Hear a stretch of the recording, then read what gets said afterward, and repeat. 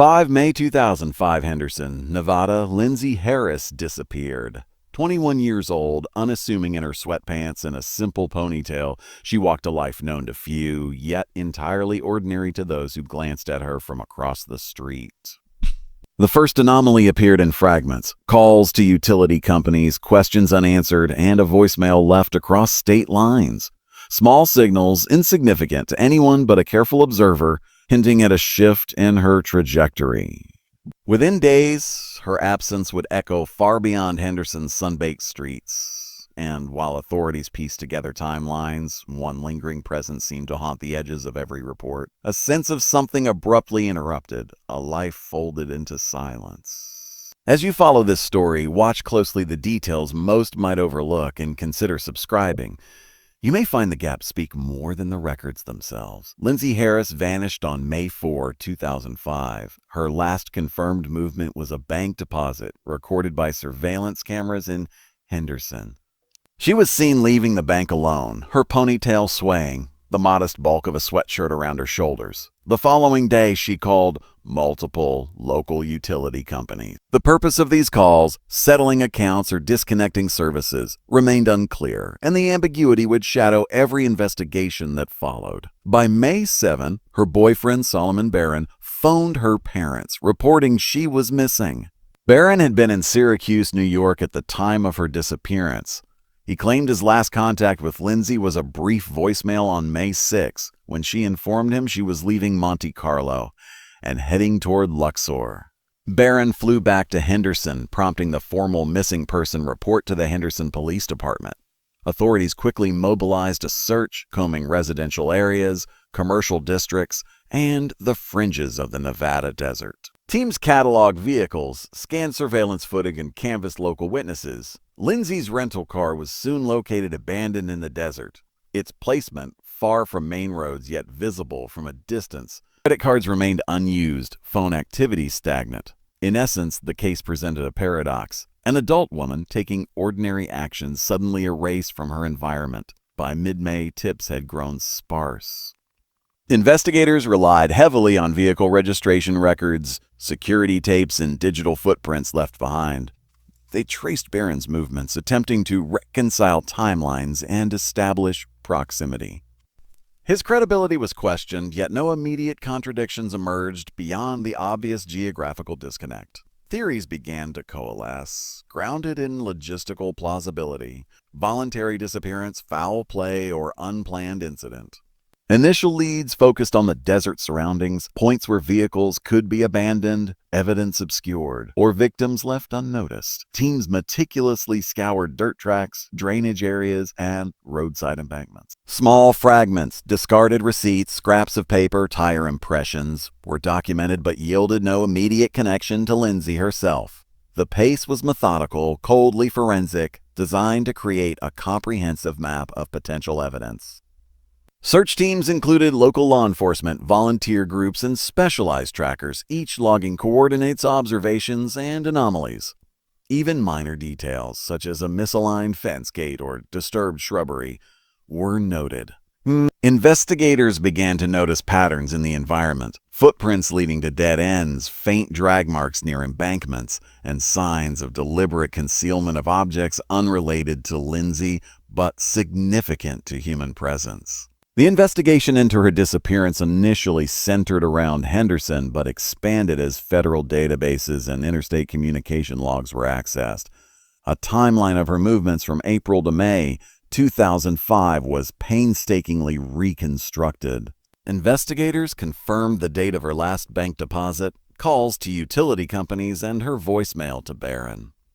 Patterns in her behavior suggested no immediate intention to disappear voluntarily, heightening concerns that her absence was the result of external interference. Amid these procedural details, the human element crept into the records. Statements from Lindsay's parents revealed little beyond shocking concern.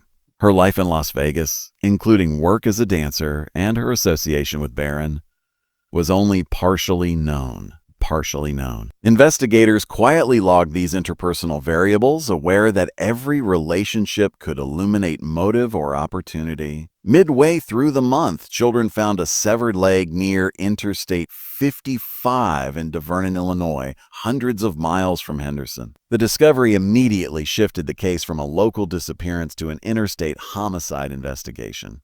Law enforcement documented the site with precision, noting orientation, environmental conditions, and nearby vehicular tracks. The starkness of the find contrasted sharply with the suburban calm from which Lindsay had vanished.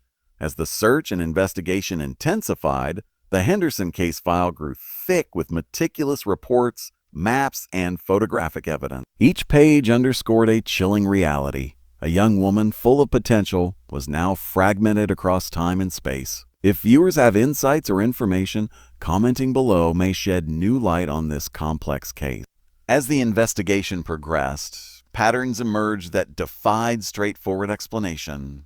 Communications intercepted during the initial search showed repeated static on phone lines and radio frequencies when field teams attempted coordination.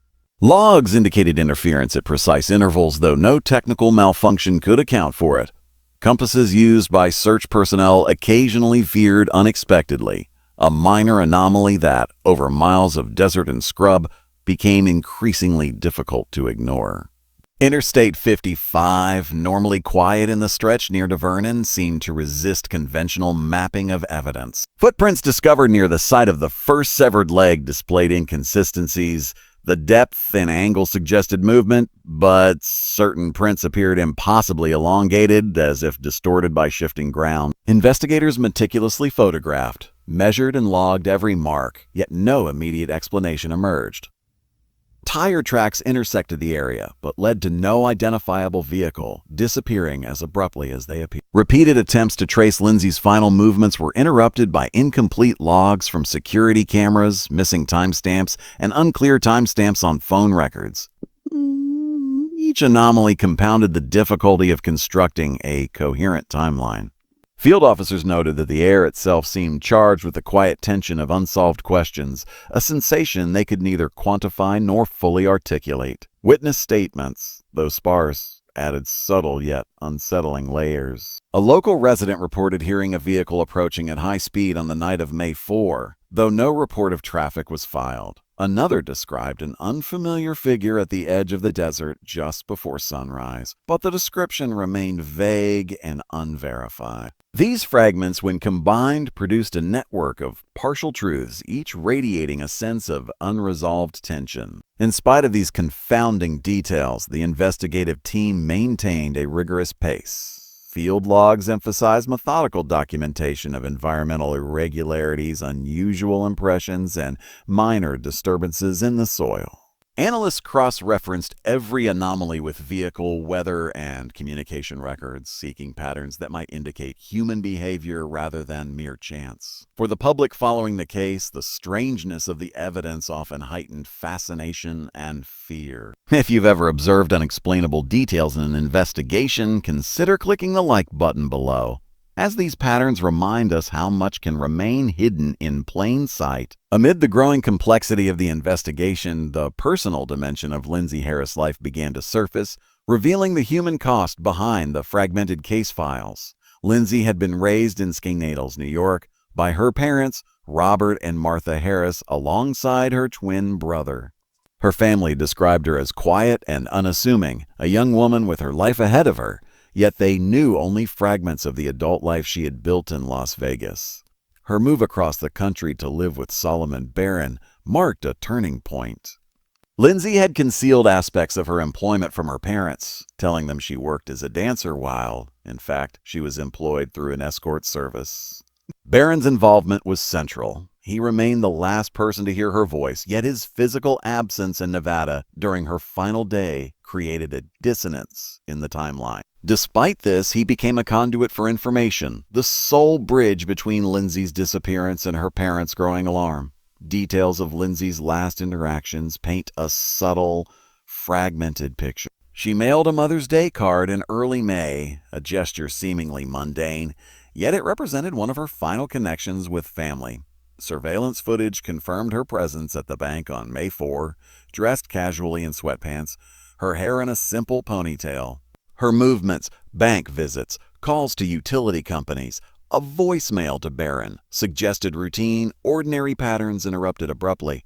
Investigators later reconstructed her phone activity and credit card usage, noting nothing out of the ordinary until her disappearance.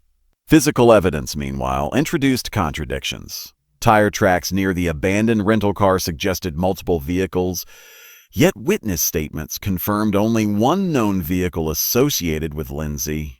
Footprints measured at the scene diverged from standard shoe sizes, indicating either altered footwear or imprecise recording of impressions. Each anomaly compounded the difficulty of drawing definitive conclusions. The most consequential discovery came when authorities traced the severed remains found near Interstate 55. Initial recovery had been incomplete. Further excavation revealed additional bone fragments buried under a thin layer of soil, offset from the first leg discovery. Environmental conditions suggested the remains had been exposed only briefly before burial, creating questions about timing and transport that remained unresolved. Investigators documented orientation, depth, and surrounding flora with forensic precision.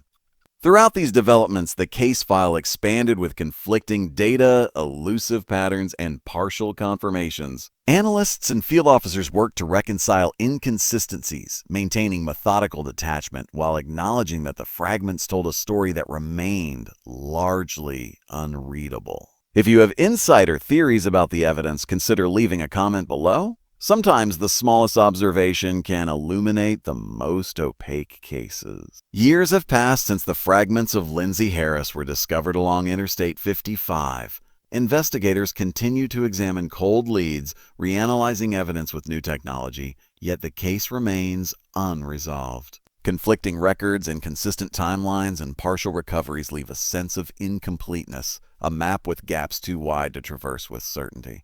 Lindsay's family endures the weight of unanswered questions, the quiet of Nevada deserts mirrored in their ongoing grief. Subtle patterns linger in the background. Faint interference on old communications, footprints that seem to curve against expectation, a recurring static on field radios.